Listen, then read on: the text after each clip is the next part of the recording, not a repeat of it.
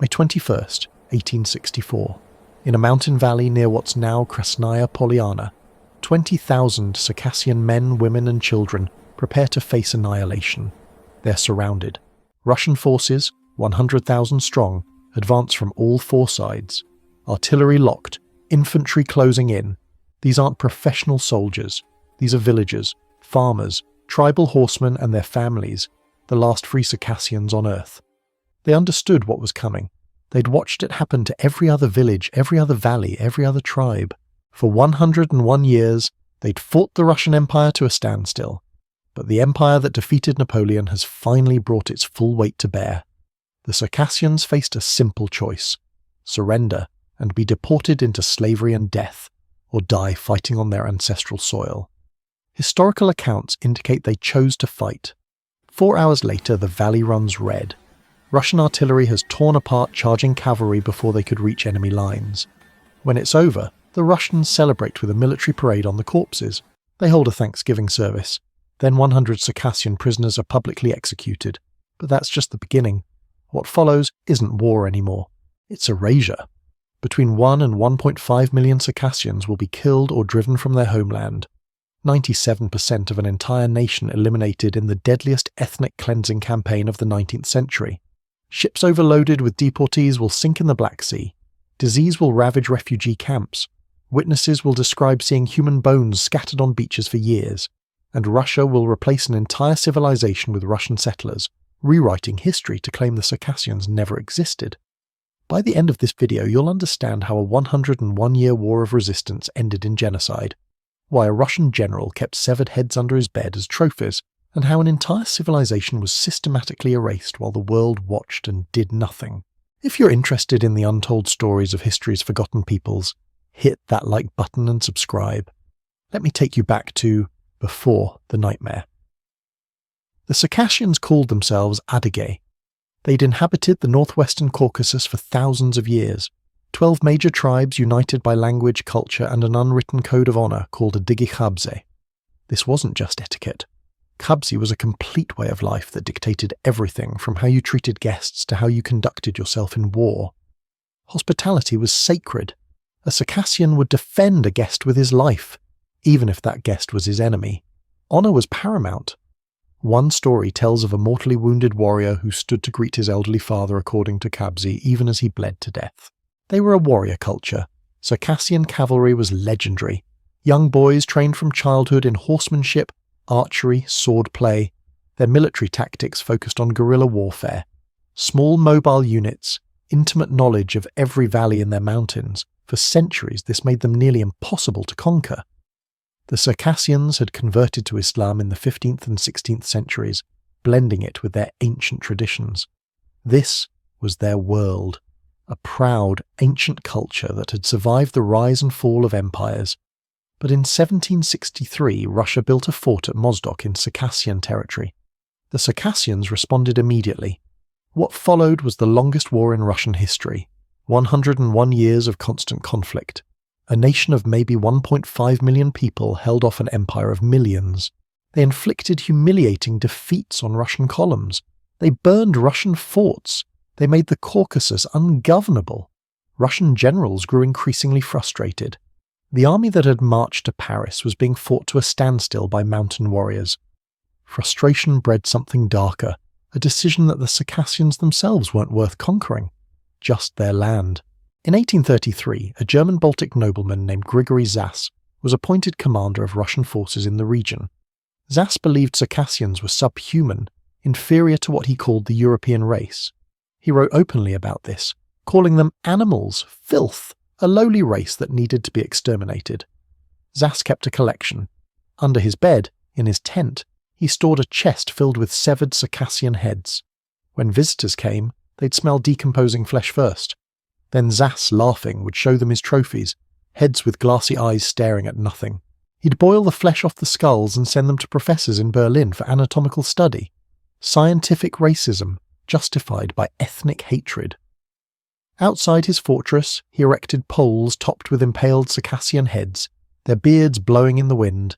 He paid Russian soldiers for every head they brought him. After battles, Cossack women would decapitate corpses to sell to Zas.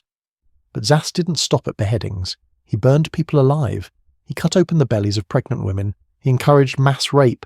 He burned entire villages with people inside. He spread epidemics deliberately. He destroyed crops, poisoned wells, killed livestock. His strategy was simple: make being Circassian unsurvivable. Between 1833 and 1842, when St. Petersburg finally removed him for being too extreme, Zas killed an estimated 70% of the eastern Circassian population. Russia, in 2003, erected a statue to him in Armavir, which he founded on stolen Circassian land. Meanwhile, Russian policy was crystallizing. General Yermolov stated it plainly: "We need the Circassian lands, but we don't have any need of the Circassians themselves." By 1861, the Circassians knew they couldn't win militarily. They sent representatives to negotiate with Tsar Alexander II, offering to accept Russian citizenship in exchange for peace. Alexander II, convinced by his generals, refused. Not only would Circassia be annexed unconditionally, but the Circassians would be forced to migrate to Turkey. Any who resisted would be killed. The Circassian parliament tried to formalize peace. In response, Russian General Kolyabakin invaded Sochi and destroyed the parliament building. In April 1864, the Circassians sent a petition from Circassian leaders to Her Majesty Queen Victoria, begging for help. Britain did nothing. No gov. Unman opposed what was happening. May 21st, 1864, the valley at Kobada. 20,000 Circassians, the last major force of resistance, faced 100,000 Russian troops advancing from 4 directions. The Circassians tried to break through Russian lines. Mounted warriors charged into artillery fire and were cut down. Bodies piled in the killing fields. At some point, accounts say, a surrounded Circassian unit refused to surrender and committed mass suicide rather than face capture. When the guns fell silent, the Russians didn't bury the dead. They celebrated on the corpses with a military religious parade. Then 100 captured Circassian warriors were publicly executed and mutilated. The place is called Krasnaya Polyana today, Red Meadow, named for the blood. The Russian army began systematically raiding and burning every Circassian village. They destroyed fields, cut down forests, poisoned water, killed every animal. They drove survivors toward the Black Sea coast at gunpoint, forced marches through winter, no food, no shelter. A Russian officer, Ivan Drozdov, witnessed the scene in May 1864. On the road, our eyes were met with a staggering image: corpses of women, children, elderly persons, torn to pieces and half-eaten by dogs, deportees emaciated by hunger and disease, almost too weak to move their legs, collapsing from exhaustion and becoming prey to dogs while still alive. Another witness described finding a young Circassian woman's corpse, her infant son dead beside her, another infant trying to nurse from her lifeless breast. The deportations were deliberate. Russian General Yevdokimov was put in charge of clearing Circassians from their homeland. His orders: remove them all. The Russians designated departure points along the Black Sea: Sochi, Novorossiysk, Anapa, Taman. The entire coast became one massive ERASED refugee camp. Hundreds of thousands marched to the sea, left to wait for ships. The ships were disasters. Turkish ship owners charged exorbitant fees and crammed over 300 people onto vessels designed for 50. No food, no water. Typhus and smallpox spread with terrifying speed. People died by the hundreds on board. When ships arrived at Ottoman ports, often half the passengers were already dead. The statistics are staggering. Between 95 and 97% of the Circassian population was eliminated. Historians estimate between 1 and 1.5 million dead. Another 1 to 1.5 million were deported, with less than half surviving the journey. At Trabzon, a major Ottoman port, 240,000 Circassian refugees arrived. 19,000 died within days. The death rate was 200 people per day. The Ottoman Empire begged Russia to stop the deportations, pointing to the humanitarian catastrophe unfolding on their shores. Russia refused. Yevdokimov argued the deportations needed to be accelerated, not slowed. When October 1864 was set as a cut-off date, he ignored it entirely, continuing deportations even as winter set in. The deportations were done in the worst possible conditions. The first ship set sail in early January 1864, during the most dangerous time for Black Sea navigation. Storms sank multiple vessels, entire shiploads drowned. The human cost extended beyond death. The Ubik people, an entire Circassian tribe, went almost completely extinct. Their language is now dead. Other Circassian subtribes exist only in history books now, the Natukais, the Shapsug, names that once commanded respect and reduced to footnotes. A 91-year-old witness, interviewed in 1929 by academician Simon Janahir, described what he saw. For 7 years, human bones lay scattered on the seashore. Crows made nests from men's beards and women's hair.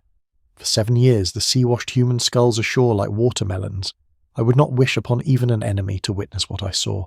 By 1867, the cleansing was complete. An entire nation had been erased from its homeland. Between 3 and 5 million Circassians who'd once lived in the northwestern Caucasus were reduced to scattered diaspora communities across the former Ottoman Empire. Only a tiny fraction remained in their ancestral lands, divided and surrounded by Russian settlers. Russia replaced the Circassians with Cossacks and Russian peasants. They renamed mountains, valleys, and rivers. They rewrote history, claiming the Circassians had voluntarily joined Russia, or had never really been a distinct people at all. Russian historians of the 1860s documented the genocide in brutal detail. Within decades, those accounts were being suppressed, forgotten. The 19th century Russian Empire had perpetrated what scholars now recognize as one of the first modern genocides. Systematic, deliberate, state-organized ethnic cleansing with the explicit goal of removing an entire population. The statistics tell one story: 97% eliminated, between 1 and 1.5 million killed, another 1 to 1.5 million deported with less than half surviving. But statistics can't capture what was really lost. The Circassians had an ancient culture stretching back thousands of years, and in less than 2 years of concentrated genocide, it was nearly all destroyed. The children nursing from their dead mothers, the warriors standing to greet their fathers even as they bled out, the witness testimony of human skulls washing ashore for years. These weren't abstractions, these were real people, families, communities, a civilization thousands of years old torn apart in months. The Circassians refused to surrender. For 101 years they fought for their homeland. They held off one of the world's great empires for over a century, and when they finally fell, Russia's answer was erasure. Kill them, deport them, scatter them, destroy their villages, replace them with Russians, then pretend it never happened. This is what genocide looks like. Not just the violence or the death toll, but the deliberate destruction of a people's ability to exist. The elimination of lives, language, culture, memory, home. The world in 1864 watched it happen and did nothing. British diplomats filed reports. Ottoman officials begged for it to stop, but no one intervened. The Circassians died alone, their pleas for help unanswered, their nation erased while the great powers looked away. The Circassian genocide stands as one of history's great atrocities and one of its most forgotten. An entire civilization destroyed, a people scattered to the winds, and a silence that lasted for over a century as the world moved on and forgot that Circassia had ever existed at all.